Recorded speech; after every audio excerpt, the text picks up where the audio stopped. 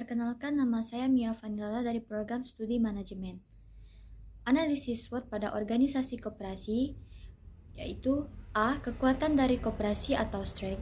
Koperasi merupakan lembaga yang sangat berperan penting di Indonesia.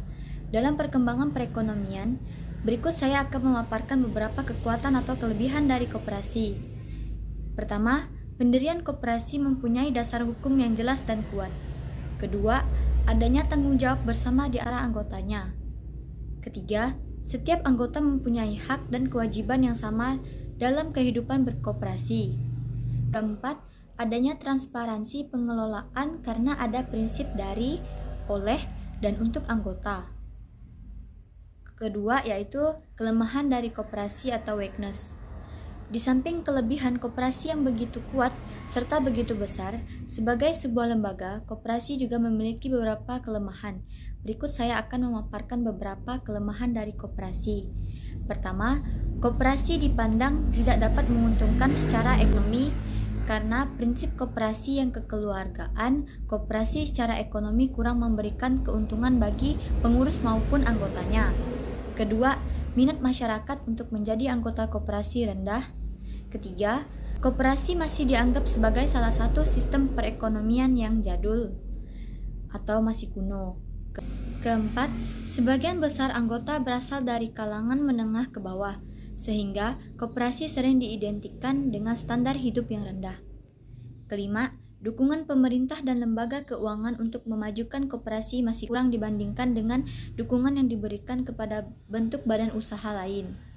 Keenam, pada umumnya, koperasi masih sulit berkembang karena belum terbentuknya jaringan koperasi dengan badan-badan usaha lain. Ketujuh, munculnya banyak kasus penyelewengan dengan pengelolaan koperasi yang menyebabkan orang tidak tertarik menjadi anggota koperasi. Kedelapan, penggunaan teknologi yang masih kurang. Kemajuan teknologi seharusnya dapat dimanfaatkan agar koperasi dapat maju dan mampu bersaing dengan badan usaha lainnya. C. Peluang atau opportunities. Adanya aspek pemerataan yang diprioritaskan oleh pemerintah. Pertama, Undang-Undang Nomor 25 Tahun 1992 memungkinkan konsolidasi koperasi primer ke dalam koperasi sekunder. Kedua, kemauan politik yang kuat dari pemerintah dan berkembangnya tuntutan masyarakat untuk lebih membangun koperasi. Ketiga, kondisi ekonomi cukup mendukung eksistensi koperasi. Keempat, perekonomian dunia yang makin terbuka mengakibatkan makin terbukanya pasar internasional bagi hasil koperasi Indonesia.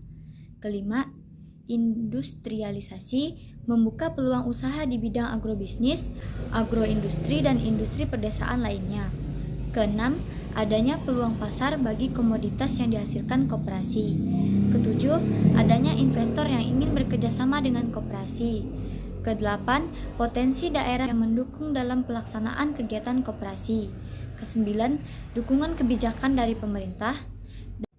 Kesepuluh, Undang-Undang Nomor 12 Tahun 1992 tentang Sistem Budidaya Tanaman mendorong diversifikasikan usaha koperasi. Dan yang terakhir yaitu daya beli masyarakat tinggi. Ancaman atau threats. Ancaman yaitu hal-hal yang dapat mendatangkan kerugian bagi koperasi seperti peraturan pemerintah yang dapat memberikan kemudahan berusaha. Faktor-faktor eksternal terutama adalah intervensi pemerintah yang terlalu besar yang sering didorong oleh donor, kesulitan lingkungan ekonomi dan politik, dan harapan-harapan yang tidak realistis di dalam peran dari koperasi. Bentuk-bentuk organisasi dan kegiatan-kegiatan yang harus dilakukan diatur oleh pihak luar. Jadi, koperasi telah gagal untuk berkembang menjadi unit-unit yang mandiri dan sepenuhnya berdasarkan anggota. Koperasi sering diharapkan bahkan dipaksa berfungsi sebagai kesejahteraan sosial dan sekaligus sebagai organisasi ekonomi yang dengan sendirinya memberi beban sangat berat kepada struktur manajemen koperasi yang pada umumnya lemah. Sekian, terima kasih.